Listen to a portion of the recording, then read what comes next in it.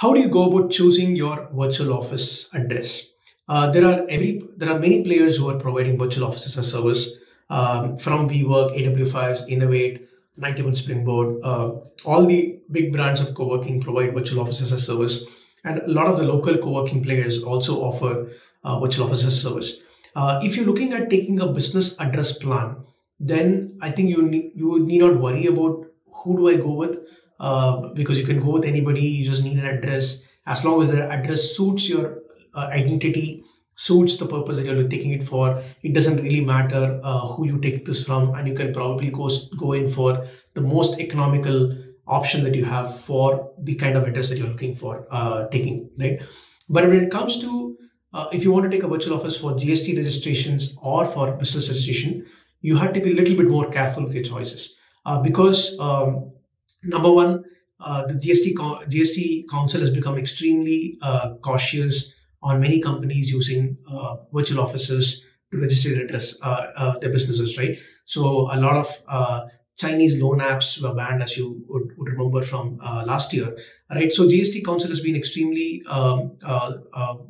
careful about approving GSTs on addresses. And some co-working spaces have abused this virtual office, right? So what they have done is that they might have just 50 seats, but they go ahead and issue for 5,000 virtual offices from that address, right? And that kind of creates a suspicion in the mind of the GST auditors. So if you're looking at GST registration purposes, and more importantly, when you're looking at business registration, you have to be very careful about who do you take this from, right? For example, GoFloaters, we used to work with almost every co-working operator early part of 2023 to issue virtual offices.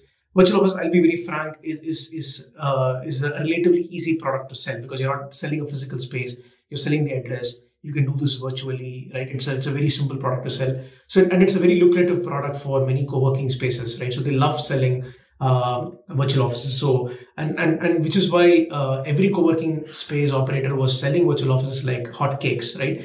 And in early 2022, it is still okay, but 2023 onwards, we got to see a lot of rejections, right? The GST rejections happened, ROC rejections happened. Banks did not want to issue bank accounts, current accounts on spurious addresses, right? Banks started to visit these offices to actually see if it's a legitimate place to issue a virtual office, right? Is that a real office in that location, right? So if you're looking at business registration and GST registration, choose your virtual office partner carefully. Choose the co-working space that you take up the virtual office from very carefully. Don't just fall in for the cheapest of rates available. Any co-working space worth its salt. So, for example, on GoFloaters, we have two categories of virtual offices: business and premium, right? A business class of co-working space, if they offer a virtual office, then for the business registration plan, you would approximately spend around 12 to 15,000 rupees for a 11-month, 12-month contract, right?